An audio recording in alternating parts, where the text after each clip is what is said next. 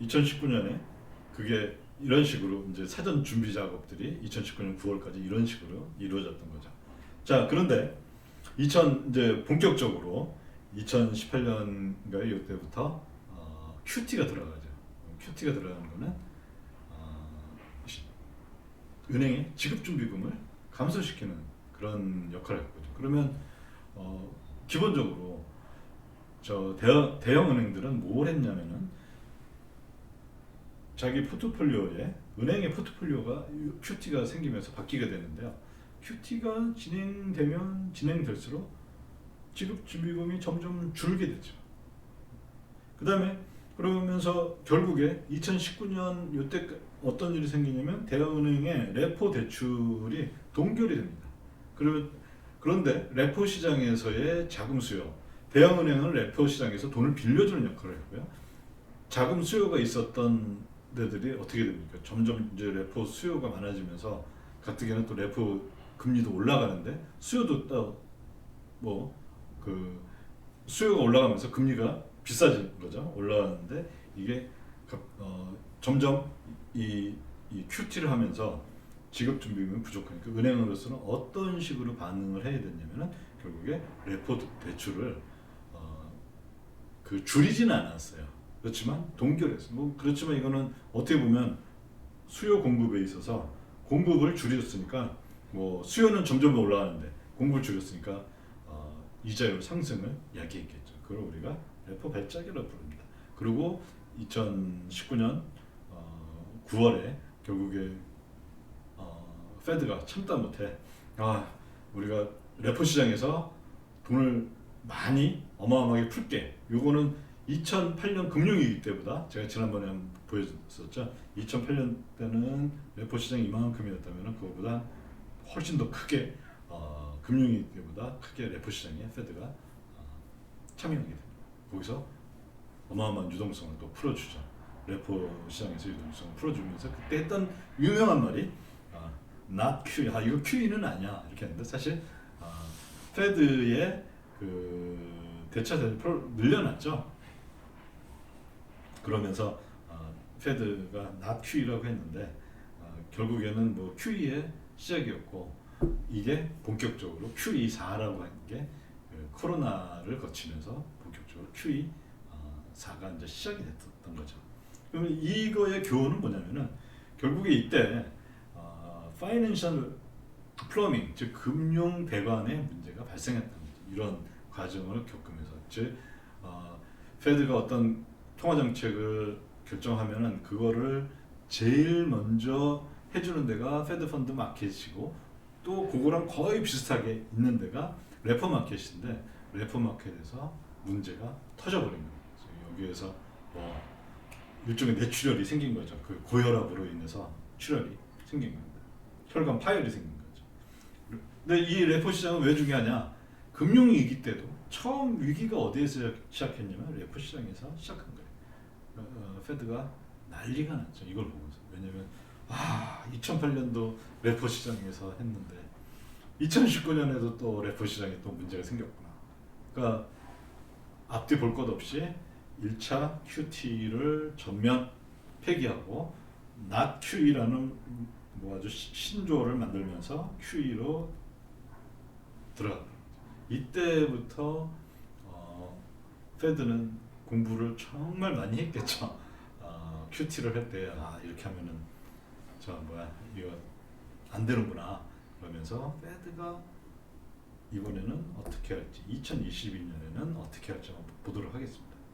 자, 그러면 결국에 2019년에 있었던 문제의 어떤 핵심이라고 그럴까요? 그것 중에 굉장히 중요한 것들 중에 하나는 뭐냐면은 2019년에 은행의 포트폴리오가 굉장히 바뀌었다는 거예요. 뭐냐면은 지급준비금을 저걸로 썼던 거죠. 레포 시장으로 돌린 거죠. 그리고 2020년 코로나 이후 대형 은행들의 포트폴리오는 또 어떻게 변했는지. 왜냐하면 이 은행들의 포트폴리오는 굉장히 중요하죠. 왜냐하면 그 페드 펀드 마켓에는 뭐 거의 참여를 안 하지만요. 이 레포 시장에서 주 참여자이고 그 다음에 또 국채 시장에서의 어마어마한 이 플레이어이기 때문이죠. 근데 20년 코로나 이후에 그 은행의 포트폴리오가 주로 뭘 샀느냐, 뭘 거래하느냐 이걸 보면요. 2019년에 아까 말씀드렸듯이 레포 시장이었고요. 2022년 현재까지는 국채 시장에서 그거를 하고 있습니다. 자, 이게 어느 정도 변했냐면요. 국채하고 MBS인데 이게 어느 정도 변했냐면 이게 여기 나타난 그림이 은행이 보유한 그 미국 국채 UST하고 MBS 그 보유량이에요. 그러면 제가 이걸 한 게 보면은 이게 그만큼 늘어난 게 1조 5천억 정도입니다. 1.5조. 그리고 똑같은 거 마찬가지로 1.5조 이렇게 했는데요. 제가 이걸 왜 그랬냐면은 코로나 이후에 현재까지 대략 2년 동안 은행 보유의 국채와 MBS가 1.5조 늘었어요. 그럼 이게 과거하고 비교해 보려면은 어디까지 가야 되냐면 2012년 1월까지 가야 돼요. 여기까지. 그러면 이게 지금 몇 년입니까? 8년 동안 이만큼 늘었는데요. 코로나 이후에는 불과 2년 만에 은행의 포트폴리오에 심각한 변화가 생긴 겁니다. 어마어마한 변화가 생겼죠. 8년 동안 1.5조, 과거 2012년부터 2020년까지 1.5조, 1조 5천억이라는 걸 국채 MBS를 매입했는데 이번에는 무려 2년 만에 아주 단기 급속도로 은행의 포트폴리오가 바뀐 겁니다. 이거를 그 페드 가이 또는 조셉 왕 이 사람은 QT 타임밤 즉 QT 시한폭탄이라고 부릅니다. 무시무시하죠. 요즘 가뜩이나 미국 국채 상승 또는 기준금리를 아직 올리지도 않았는데 QT 하겠다 이런 말 갖고서 벌써부터 이 시장이 나스닥만 하더라도 벌써 금년에만 한 10% 이상 마이너스가 되고 이런 일들이 벌어지고 있는 이런 상황인데요. 여기에다 이제 정말 좀 안 된 얘기지만 어쨌든 이 조세방은 우리가 이런 걸 준비해야 된다라는 의미에서 굉장히 좀 그 큰 폭탄이 기다리고 있다 이렇게 보는 거죠. 자, QT 타임밤 또는 2022년에 QT는 어떤 식으로 갈 거냐? 2019년하고 우리가 그걸 잘 좀 비교해 보면요. 일단 은행은 또 지급 준비금이 감소하겠죠. QT를 한다면요. 2019년처럼 마찬가지로 QT를 한다면은 지급 준비금이 감소할 거예요. 자, 근데 이때 2019년에는 지급 준비금이 감소하고 그다음에 레포 시장에서 수요는 많아져서 이자율이 오르는 상황임에도 불구하고 여기에다 공급을 안 해줬어요. 마찬가지로 이 비슷하게 은행이 MBS하고 이 UST 미국 국채의 주요 수요 측면인데요. 수요 충격이 마이너스로 온다는 거죠. 마이너스 수요 충격이 옵니다. 그 다음에 페드는 어떻게 되냐? 이제 반대예요. 페드는 대차대조표 축소로 국채하고 MBS를 공급을 해야 됩니다. 근데 뭐 아틀란타 그 연준 의장도 그러고 JP 모건이라는 아주 어마어마한 거기서도 그러는데요. 이게 과연 정말 현실화 될지 모르겠죠. 월 1,000억 정도는 해야 된다. 1,000억 달러 정도는 해야 된다. 이게 뭐냐면 공급 충격이 옵니다. 수요 공급에 동시에 수요는 마이너스로 공급은 플러스로 충격이 옵니다. 공급은 늘어나고 수요는 줄어든다. 가격은 떨어지겠죠. 가격 떨어진다는 것은 무엇을 의미하냐면은 국채에서는 채권에서는 수익률 상승, 금리 상승을 의미하죠.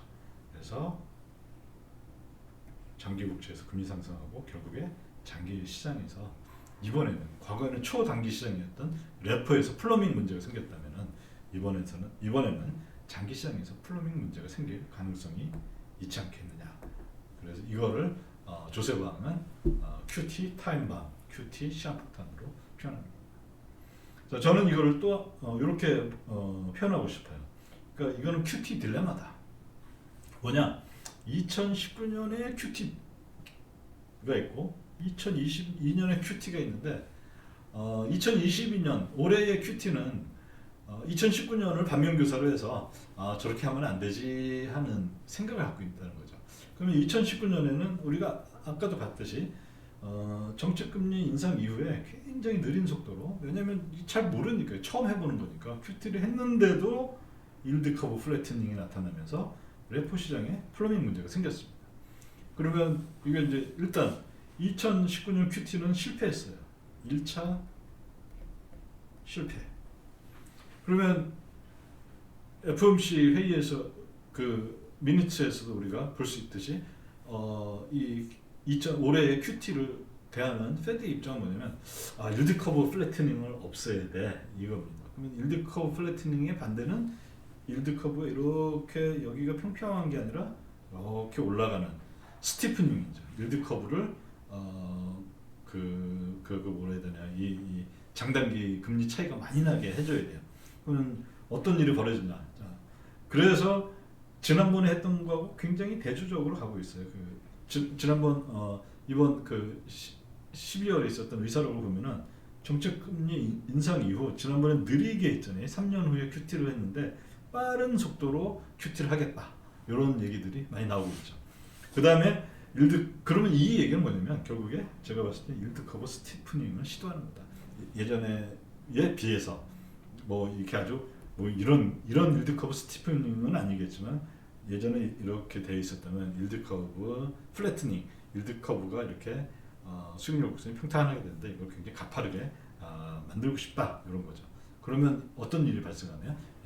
조셉 왕이 얘기했다, 페드가 얘기했던 것처럼 결국에 장기 국채 MBS 금리 상승을 갖고 온다. 그럼 이거는 장기 시장에서 플로밍 문제가 발생한다.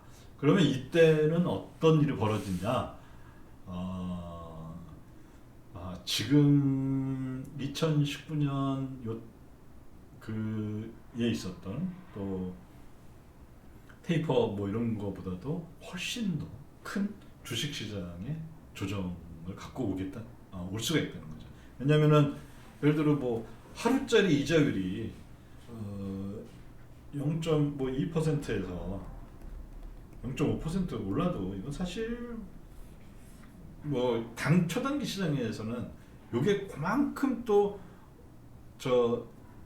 장기로 그대로 전이되는 게 아니라, 일드 커브 플래트닝에서는 오히려 이게 덜 전이가 되는데, 스테프닝 일드 커브를 가파르게 만드는 경우에는 장기 시장에서 이게 확 올라가죠. 그럼 이거를 장기 시장에 올라갔으니까 시장 경제가 좋아져, 이렇게 얘기할 수도 있지만, 이미 주식 시장은 그거를 바라보고 올라온 상태이기 때문에 이제는 조정을 해야 되는 개념을 갖고 있습니다. 즉 다시 뭐냐면은 우리가 여러 가지 펀드들이 있는데, 펀드들 보면 보통 뭐 예를 들어 60은 주식하고 뭐 40은 채권하고, 여기는 주식, 40은 채권, 이런 펀드들이 있잖아요. 그러면 포트폴리오 조정해야 되죠.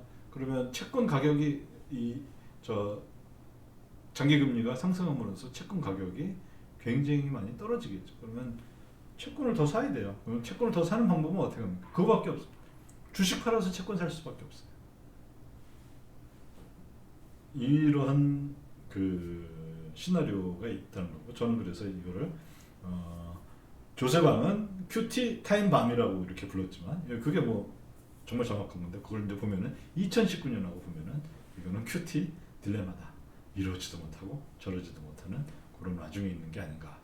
그 다음에 있는 얘기들은 아마 이제 또 며칠 후에 있을 FOMC 1월 FOMC 회의가 있는데요. 그거에서 또 좀 더 구체적인 얘기가 더 나올 것 같아요. 그러면 그걸 가지고서 좀 더 자세한 것도 알아보는 시간을 다음에 또 갖도록 하겠습니다. 네, 오늘 여기까지 들어주셔서 대단히 감사합니다.